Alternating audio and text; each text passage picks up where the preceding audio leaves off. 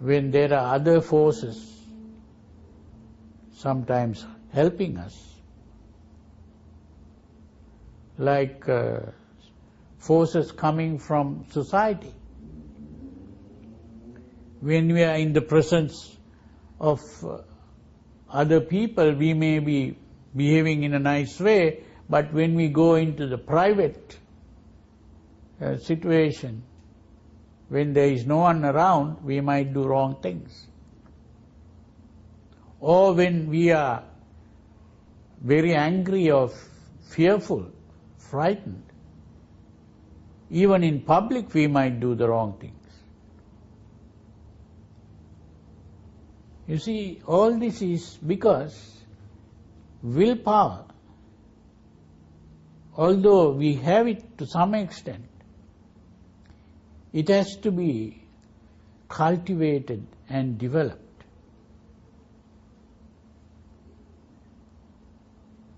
Without cultivating and developing the willpower, we cannot really practice Sila properly.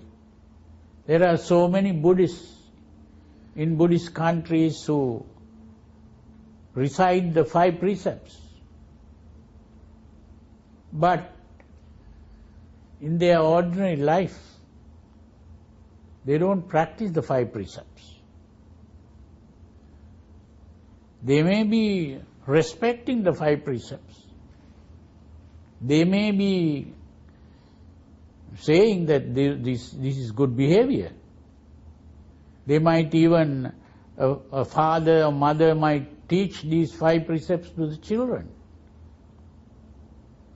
But still, the father and mother may be breaking these precepts. And the children also begin to break these precepts, even if they think they are good precepts. So this is the problem. So willpower is not something we are born with. And what is really happening is that even our thoughts and our behavior is determined by the presence of the necessary conditions. This is the important thing to understand. That is what Sigmund Freud called psychic determinism. So the determinism is not only outside, in the environment. Determinism is also within us, inside us. Even our mind, our actions are determined by the presence of the necessary conditions. So even to act in the right way, those necessary conditions must be there. So this is very important to understand if we want to become good and to reach that state of perfection that we aspire to attain to. This is the important thing to understand. So that it is very important to start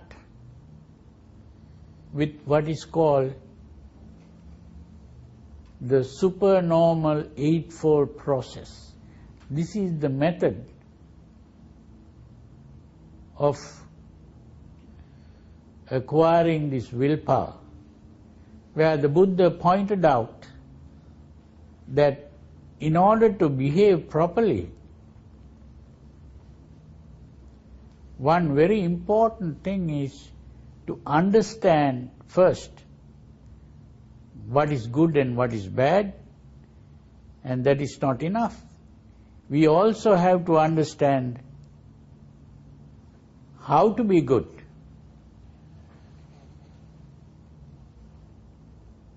And so with the understanding, we have to understand the importance of being good, and we should have being good as our goal. So it depends on a goal orientation. This importance of the goal orientation has been emphasized by some psychologists in the past, like Alfred Adler. And recently, he was not a real psychologist, he was really a surgeon, a plastic surgeon. Maxwell Maltz, who wrote a book called Psycho-Cybernetics, where he points out the same principle, the goal orientation.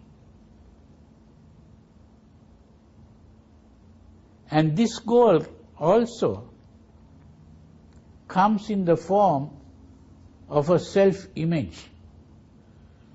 That's another important thing.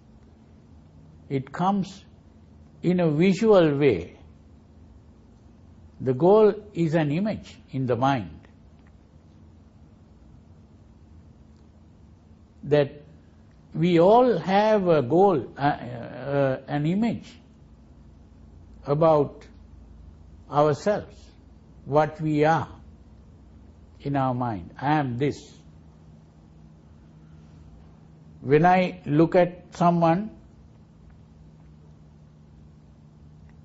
what I see is not what that person sees in his or her own mind.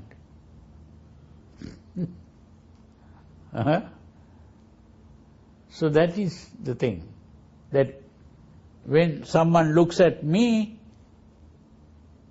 that person will see something, see me as in some way, but how I see myself is different. Because I know not only what I see in my mirror, but I know my whole history from my childhood and my parents, how my parents behaved. All those things are included in my self-image. So my self-image is very different from what other people see when they look at me. And that self-image is there to make me act. My actions are based on that self-image. So this is